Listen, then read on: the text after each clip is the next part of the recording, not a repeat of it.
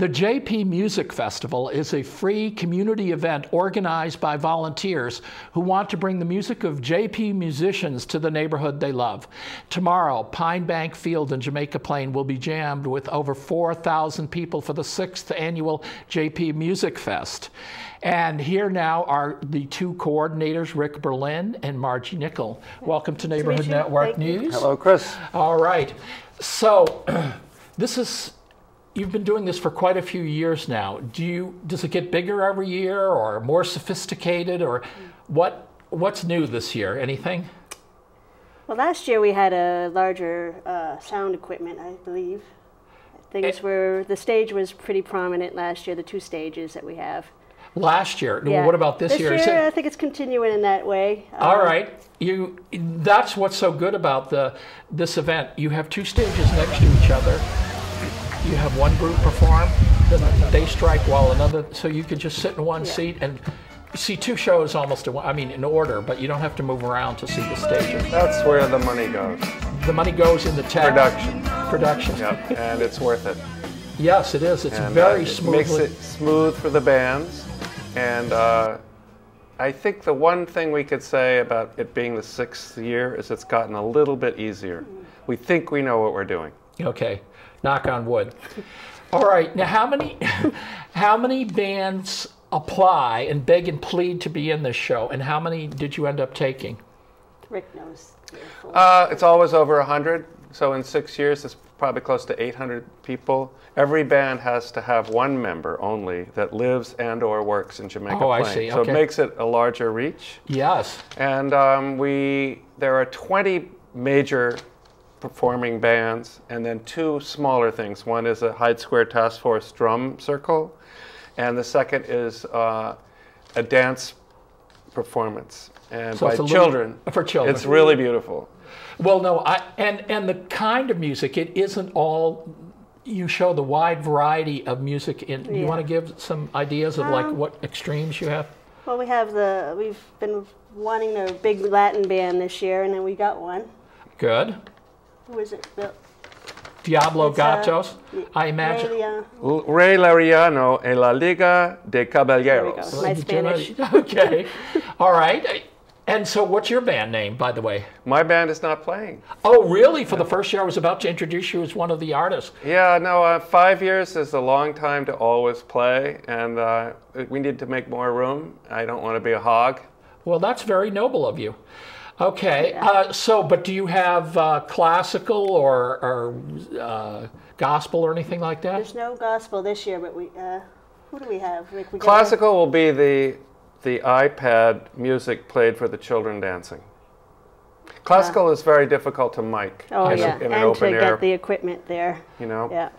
All right, there are lots of, Boston is a music city, there's lots of music events. Margie, what would you say, what makes this event special? I think that it's free is amazing.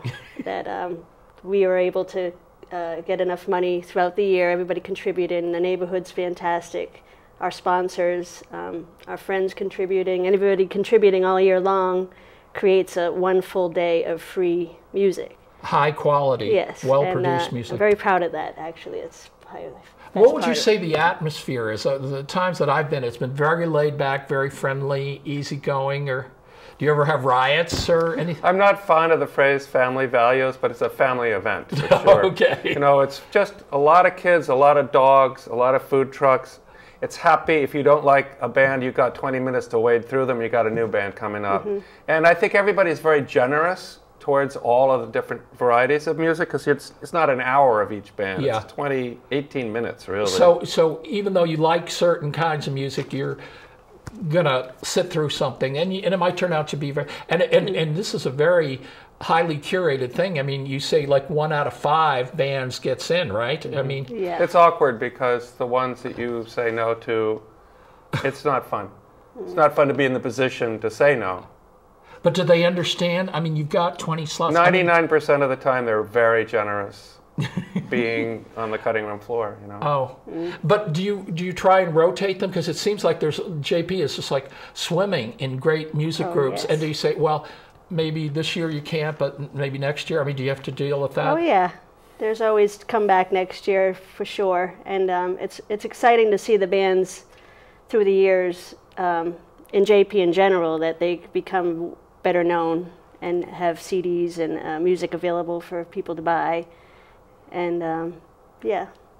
JP, with your Porch Fest also, I mean, gives the neighborhood a really, it's getting more and more publicity. Do you think that the JP Music Fest has the publicity in the mainstream in the city of Boston that it deserves? Because to me, I don't see that much about it outside JP. And it's, well, you help. Yes, well, you help a lot, you. thank you, yes. Yeah. You know, I'd say we have 21 bus stops that have a giant poster like this one. Yeah, with the squirrel on it. That just went up. Oh. And I think brother, sister with us in Porch Fest, you know, those two women, Marie and Mindy, are awesome, and they introduce a band. JP can take care of itself, but we're certainly inviting people across the river. I was going to say, in the beginning, it seemed like jam-packed. Are you consciously trying to get bigger and bigger numbers, or is it you want to have the mellow mood and you don't click everybody who comes in? What do you say, March? Jeez, there's a combination of many things, I guess. It's always great to have more people come, and to see Jamaica Plain who haven't been here before. And Pine Bank is a beautiful spot for that to happen, and I like that there's constantly new bands being brought into the mix every year, and we've seen the way it's grown for the past 6 years, and bring them in. What does it mean for a band? I mean, it's hard to get in there to do that. I mean, do they appreciate? I mean, they are volunteering their time. Yes. That is true. But you guys are producing it, and raising money for it there. So does it mean a lot to them? And do people say, well, we played at the JP Music? Well, it's great to play in front of 4,000 to 6,000 people.